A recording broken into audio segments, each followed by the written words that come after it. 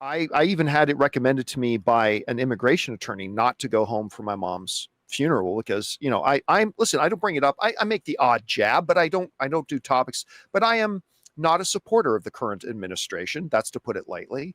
And I don't bring that onto the show a lot, but I do talk about it on my social media because that's my own social media platform. So it has nothing to do with my show.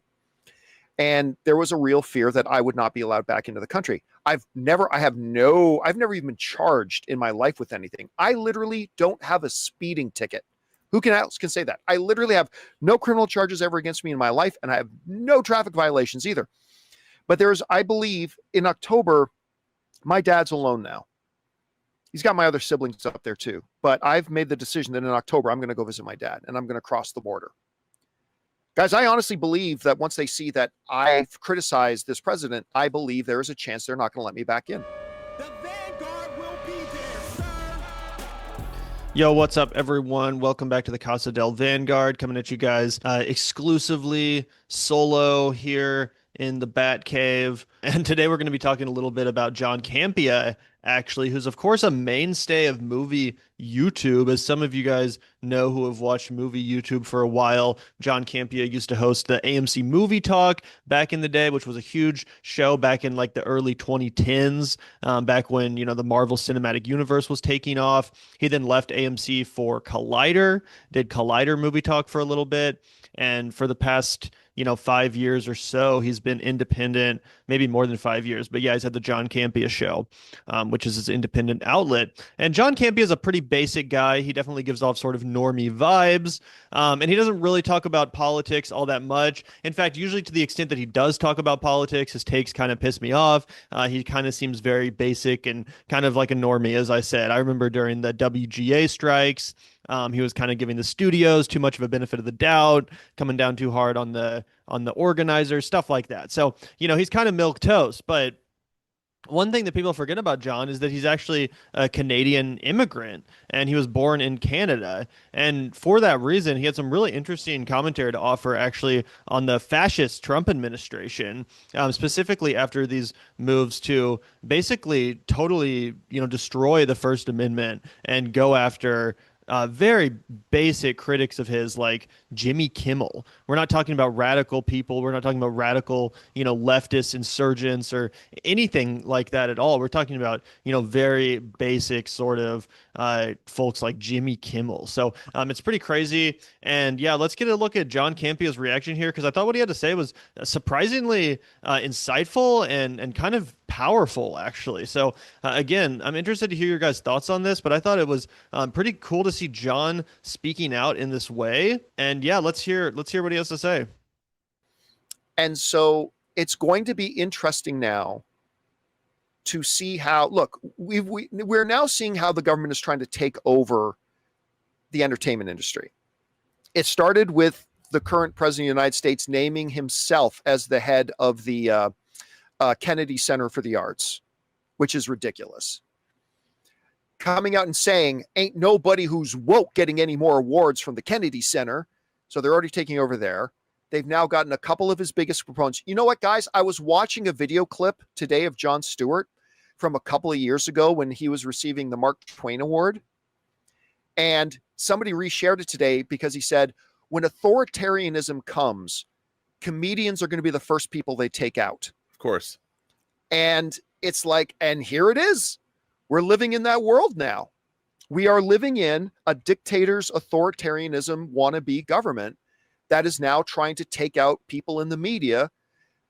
And it leaves the biggest entertainment company in the world, Disney, in a very precarious place. And they chose one thing, and I'm really not in a position to say whether they had a choice but to curtail and bow to the whims of what's going on here. Jimmy Kimmel will probably pop up somewhere else.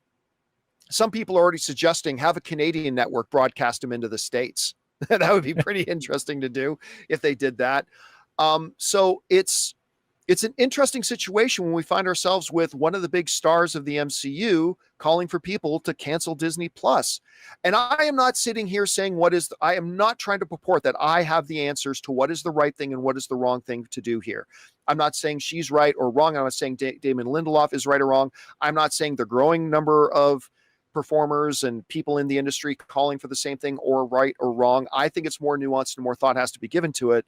So I just think it's a really sticky situation. Again, not something I even wanted to address on my show, but it does unfortunately has completely crept its way into the entertainment discussion now.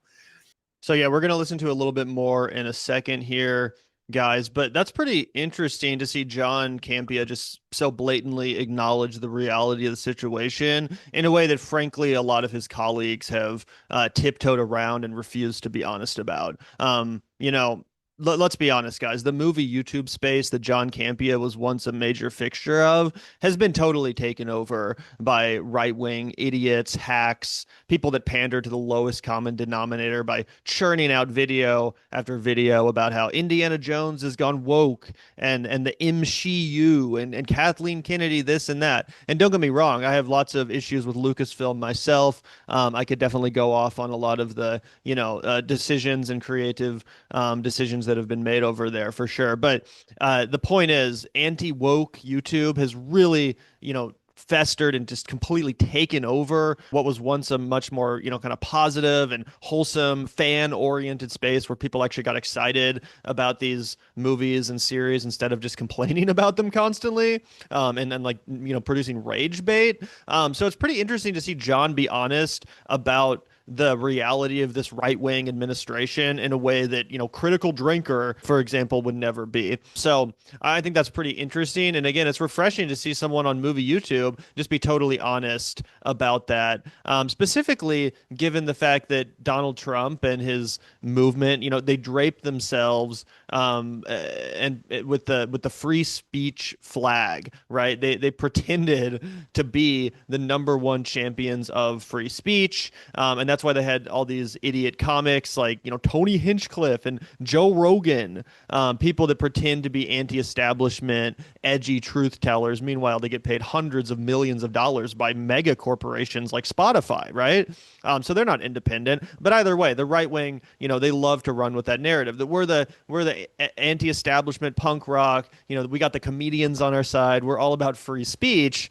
Well, that's obviously not the case. And I think after the, recent events, after the shooting of Charlie Kirk, and after seeing the Donald Trump administration and the right-wing movement basically use that as justification to censor anyone on the left that they want, I think it's fair to say that at this point, even Trump supporters, even people in MAGA, if you're going to continue to be MAGA, if you're going to continue to support Donald Trump, at this point, you cannot credibly claim to also be pro-free speech. You cannot credibly claim to be pro-First Amendment. If you're going to support Donald Trump at this point, if you're going to support the MAGA movement, I'm sorry, but you really have to admit that what you support is a wannabe dictator, someone with totalitarian, authoritarian instincts, that cares more about protecting his own petty ego than anything, related to free speech or the First Amendment. That's completely crazy. And if you're still being gaslit by certain commentators into believing that MAGA cares about free speech, or that Donald Trump cares at all about free speech, or that Elon Musk cares at all about free speech after he took over Twitter and immediately started using it to censor people that he didn't like, then you're a moron. You're an idiot, quite frankly. And that's okay. There's nothing wrong with being a low IQ dipshit. But it just sucks that, those people also have the right to vote in this country and can make decisions which will ultimately lead to the downfall of our democratic society.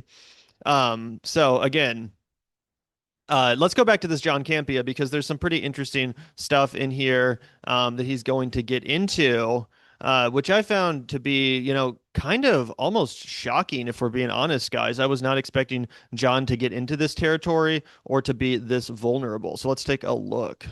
Come on, man. Why you gotta go? Why you gotta do that? It also stretches on to me as an individual. There's a growing thing of people coming into the States getting detained and stopped. And what happens is,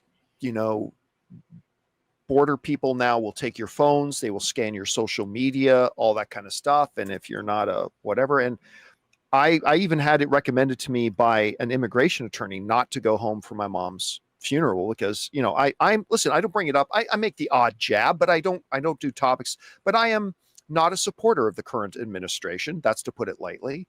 And I don't bring that onto the show a lot, but I do talk about it on my social media because that's my own social media platform. So it has nothing to do with my show. And there was a real fear that I would not be allowed back into the country. I've never even been charged in my life with anything. I literally don't have a speeding ticket. Who else can say that? I literally have no criminal charges ever against me in my life, and I have no traffic violations either. But I believe in October, my dad's alone now. He's got my other siblings up there too. But I've made the decision that in October, I'm going to go visit my dad and I'm going to cross the border. Guys, I honestly believe that once they see that I've criticized this president, I believe there is a chance they're not going to let me back in. I really do. I think there's probably like a 25% chance that after I go to visit my dad and I try to come back, they're going to detain me because they're going to get my name. They're going to scan my social media just like they would for anybody else. And they're going to see that whatever, because guess what? I have been detained before. Even though I have all the right paperwork, I have everything absolutely correct. I'm a green card carrier, all that kind of stuff. I have been detained.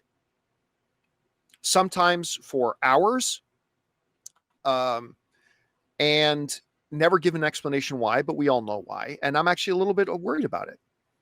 And it's now that we're seeing, we live in an authoritarian government now who's going to start taking out their political adversaries. And we're seeing it happening in the entertainment world. And I, as an individual, it might be time for me to leave. So I'm not going to lie, guys. It's terrifying. This isn't just abstract conceptual discussion. This is terrifying. And what terrifies me most is how many people seem to think it's all okay. And I can't help but to think of a movie I don't even like, but Senator Amidala saying, "This is how liberty dies," to the sound of thunderous applause. And it's really scary to me. It really is. Anyway, guys, question is for you. What do you think of the star of one of the MCU shows and maybe one of the stars of an upcoming Avengers film getting on her social media to literally call on her social media followers to cancel Disney Plus, to cancel Hulu? That puts them in an awkward position, and it is an awkward position overall. Whatever you guys think about that, jump down to the comment section below and let us know your thoughts. Hey guys, thanks so much for watching this video. Make sure you like the video, leave a comment, and subscribe to our channel. And don't forget, we have a daily podcast called the John Campea Show Podcast, available on Apple Podcasts, Spotify, or your favorite podcasting app of choice. Go and subscribe to it today so it'll be there when you need it. Either way, obviously anyone that watches the John Campea Show knows that he hates to get political. He hates to tread into any sort of like controversial waters. So for him to say that, I thought was pretty powerful. And honestly, shame on all of these hacks in movie YouTube, all these right-wing idiots that have infested what was once a positive and wholesome space. People, who I'm talking about, but these idiots, they don't give a shit about free speech. They don't give a shit about democracy. They don't give a shit about freedom. And they should be honest about what they support, which is wannabe authoritarian, a totalitarian-minded leader and a movement which used free speech to trick people into supporting them, even though they had no intention on actually protecting the First Amendment, let alone the Constitution, let alone our democratic way of life and, freedom, liberty, all that kind of American crap, right? So pretty disappointing to see movie YouTube descend into basically just like clickbait, right-wing rage bait, a bunch of stupid crap like that. But it's nice to see someone like John Campea, who, again, I oftentimes disagree with, guys. I think that, John Campea, sometimes his commentary downright pisses me off. But I do appreciate when he gets honest like that. And, specifically as someone who was born in America myself, I obviously can't even relate to his situation as an immigrant, someone who can't even go to his mother's funeral. What a sick country we live in, guys. What a sick country. Some Canadian guy who moved here years ago, set up a successful business, employs people in America. He can't even go to his own mother's funeral without fear of detention because he made some, anti-Trump social media posts, which is 100% any person's right to do in this country. Criticize their government, criticize the administration. it's just sickening. It's just sickening. And of course, he's in the best situation as an immigrant, as a business owner, as a successful individual, right? He has certain privileges which simply are not afforded to other people in less ideal situations. And even he is really feeling the pressure. And I mean, just imagine how that would affect your mental state as you're trying to do business, as you're trying to construct your future, think about retirement, all that stuff. So, again, as someone who's watched John Campia for a long time, I was pretty shocked to hear that. Sometimes it's just, interesting to hear someone open up like that and be honest, again, in a way that so much of his contemporary colleagues refuse to be, because there's more money and attention to be had in basically being a rage bait YouTuber who panders to anti-woke people and, tells them that Indiana Jones is woke now, and Star Wars is woke now, and Marvel is woke now, and look at this new thing. Can you believe they made it woke? And here's a new theory about how James Bond is going to be black now. And can you believe that Superman is woke? And can you believe that James Gunn made this joke that was too woke? And all this stupid crap. It's mind-numbing. I can't wait for this era of American society to be over and behind us. But either way, pretty interesting revelations from John Campea there. Let me know what you guys think about all this in the comments below. I'll see you next time, guys. Peace out. Make sure to subscribe to the channel.